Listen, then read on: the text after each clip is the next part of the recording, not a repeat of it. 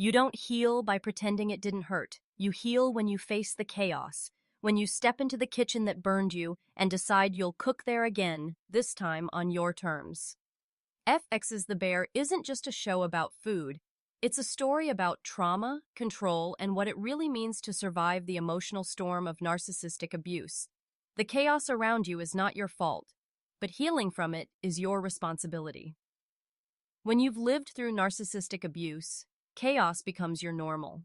You wake up every day bracing for impact, rehearsing your words before you speak, scanning the air for signs of danger. A sigh, a silence, a shift in tone. You learn to survive by shrinking yourself. You apologize for things that aren't your fault. You take ownership of emotions that don't belong to you, and somewhere along the way, you start believing that maybe you are the problem, that maybe if you could just love harder, fix faster, stay calmer, the chaos would stop. But here's the truth. It never does, because it was never about you to begin with. Narcissistic chaos is a carefully constructed illusion, one designed to keep you disoriented, to make you doubt your own reality. It thrives in confusion because confusion keeps you compliant. The narcissist wants you busy analyzing their moods so you never have the energy to examine your own pain. And the moment you start asking, why am I always walking on eggshells? That's the moment their illusion starts to crack. But realizing it's not your fault doesn't automatically bring peace. That's where the second part of the truth comes in. Healing from it is your responsibility. It's unfair, I know. You didn't create the wound, yet you're the one who has to clean it. You didn't cause the destruction, yet you're the one who has to rebuild. But healing isn't about fairness, it's about freedom. Because as long as you wait for the person who hurt you to make it right, you're still handing them power over your peace. Taking responsibility for healing doesn't mean taking blame. It means reclaiming control. It means deciding that the chaos stops with you, that you will no longer internalize their storms or carry their dysfunction as your own. Healing is not passive. It's an act of rebellion. It's choosing clarity over confusion, calm over crisis, self-respect over self-sacrifice. It's waking up one day and saying, I deserve a life that doesn't hurt. You start by setting boundaries that feel terrifying at first.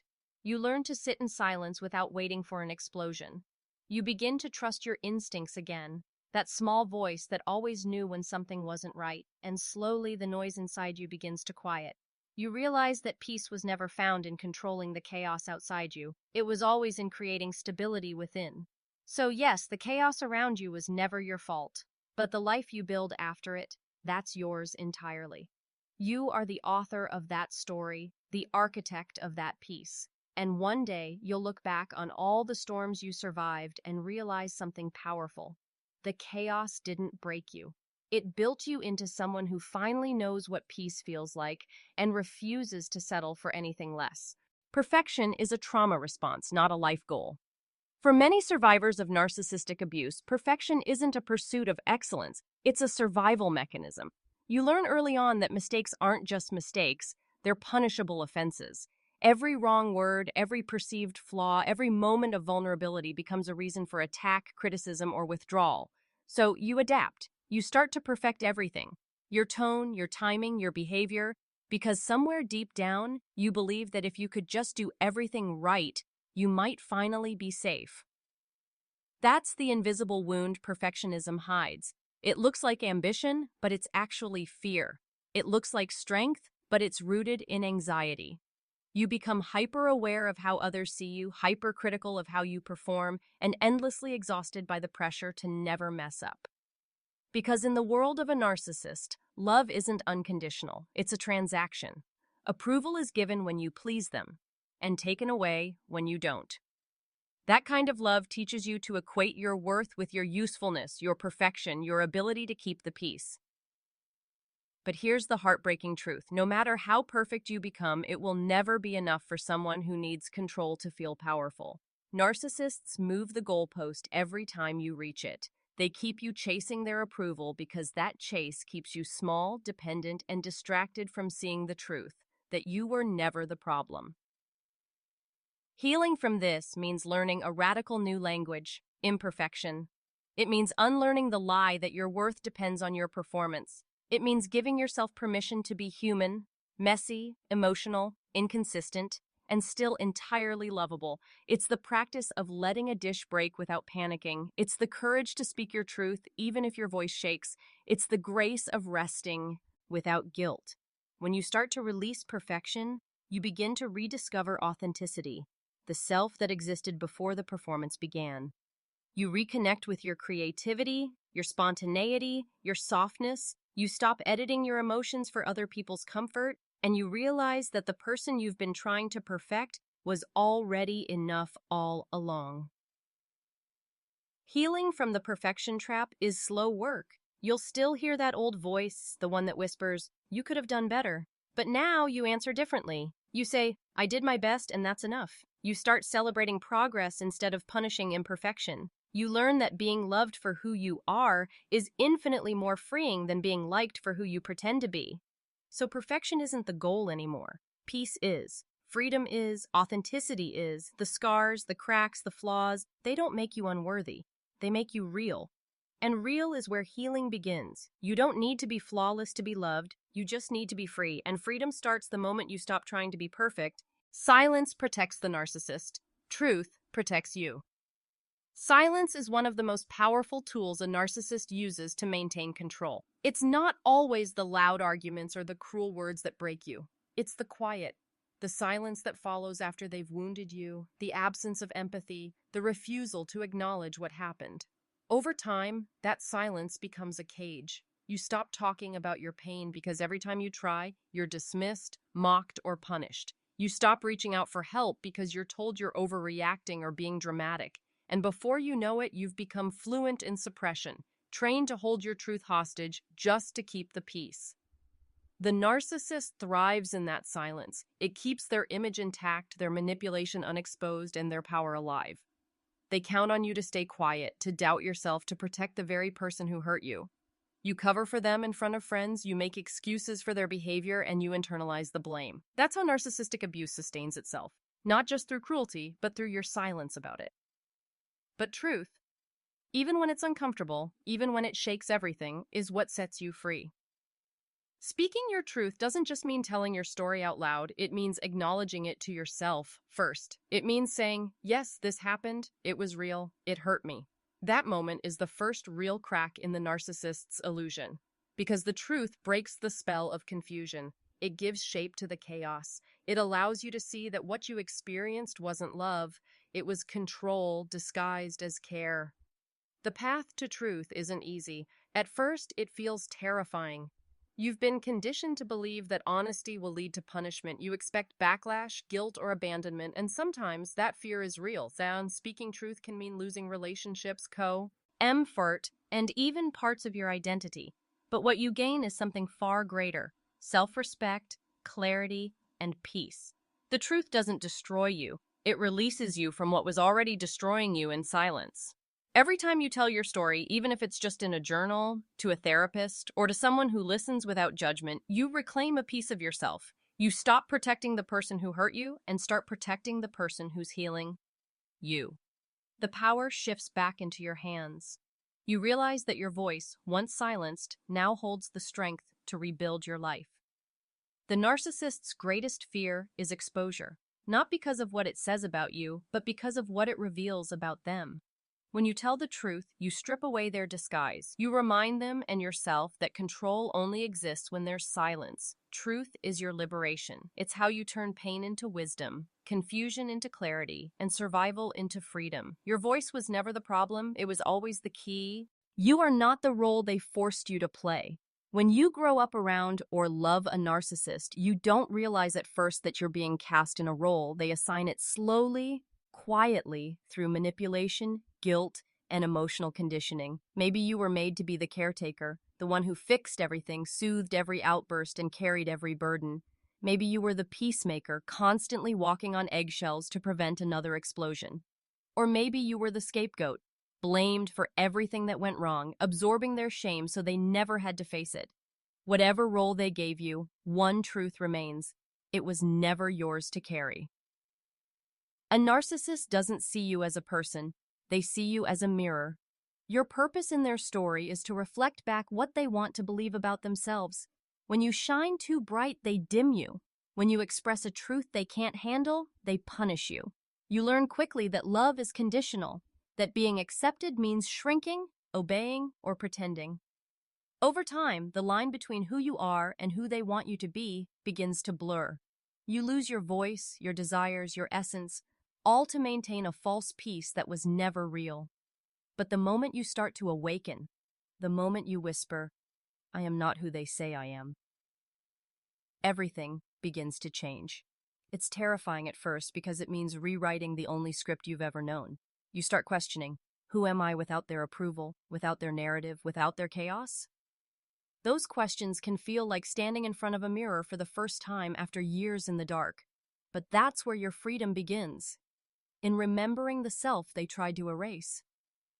Healing means stepping out of that role, even when it feels unnatural. It means learning to disappoint them and be okay with it.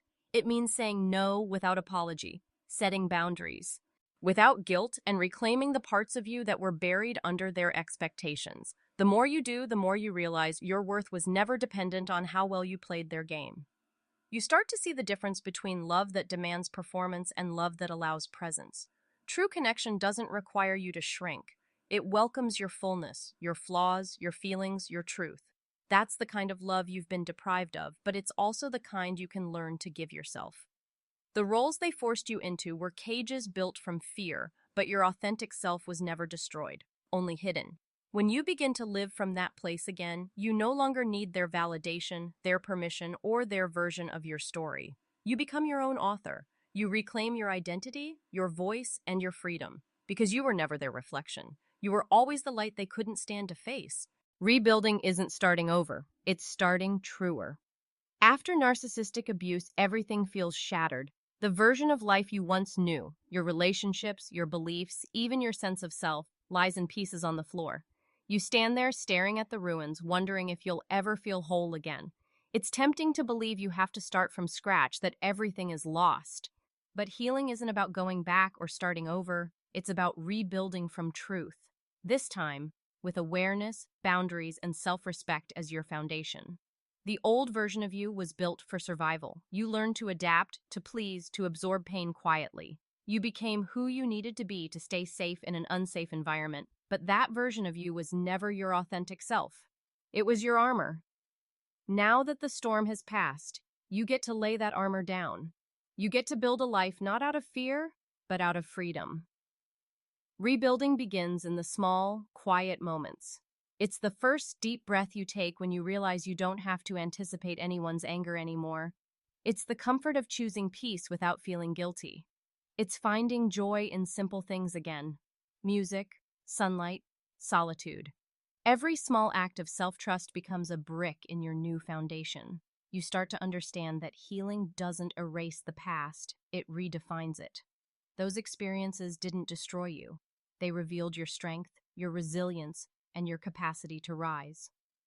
There's a misconception that healing means returning to who you were before the pain, but the truth is you can't go back, and you shouldn't want to. The person you were before didn't know what you know now. They hadn't seen how dark manipulation could be, how fragile love could feel, how much endurance it takes to keep your soul intact in the face of cruelty. The new you is wiser, more discerning, more grounded. His version of you doesn't just rebuild, it rebuilds with intention.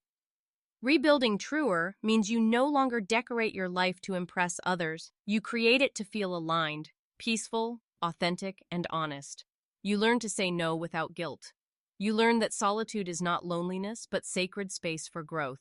You learn that boundaries are not walls. They are doors with locks that only you hold the key to. This new life isn't built on approval or fear. It's built on self-trust. And yes, rebuilding can be messy. You'll question yourself. You'll grieve who you were. You'll miss the illusion of safety that once kept you small. But every time you choose truth over denial, authenticity over performance, you are rebuilding stronger. You are not starting over. You are becoming more you. And one day when you look back, you'll see it clearly. The ruins weren't the end of your story. They were the beginning of your real life. One built not on survival, but on truth. You are not what happened to you. You are what you choose to create from it. There comes a moment in every survivor's journey when you realize that your pain doesn't have to be your identity. For a long time, everything you are feels tied to what you've endured. The betrayal, the manipulation, the loss, the sleepless nights, replaying conversations, trying to make sense of them. You start to believe that the damage defines you, that your worth has been rewritten by the people who hurt you. But it hasn't. The pain is part of your story, yes, but it is not the whole story. What you do with that pain, how you rise from it, how you transform it into wisdom, compassion, and strength, that's what truly defines you. Narcissistic abuse leaves invisible scars. It strips away your sense of control, your confidence, your ability to trust. It makes you question your reality until you don't know where the truth ends and the lies begin. But even in that darkness, there's a small, steady light, the part of you that refused to break. That part is your power. It's the part that whispers, there has to be more than this.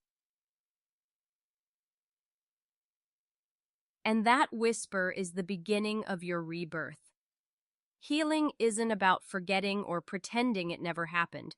It's about using what happened as fuel to create something new, something honest. You start choosing differently. You choose people who listen instead of manipulate. You choose peace over chaos, solitude over toxicity. You choose to nurture yourself instead of abandoning yourself. Every small act of self-love becomes an act of rebellion against what tried to destroy you. Transformation begins when you stop asking, why did this happen to me? And start asking, what can I build from this? Because every wound holds a lesson, and every lesson can be a doorway.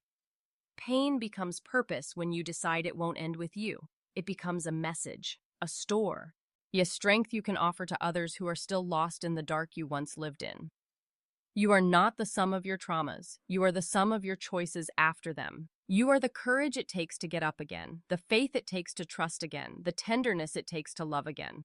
The person you're becoming is not born from perfection, but from persistence. You may carry scars, but those scars are proof of survival, reminders that you've already overcome everything meant to break you. So no, you are not what happened to you. You are what you choose to create from it. And what you're creating now is something extraordinary. A life built on truth, freedom, and self-respect.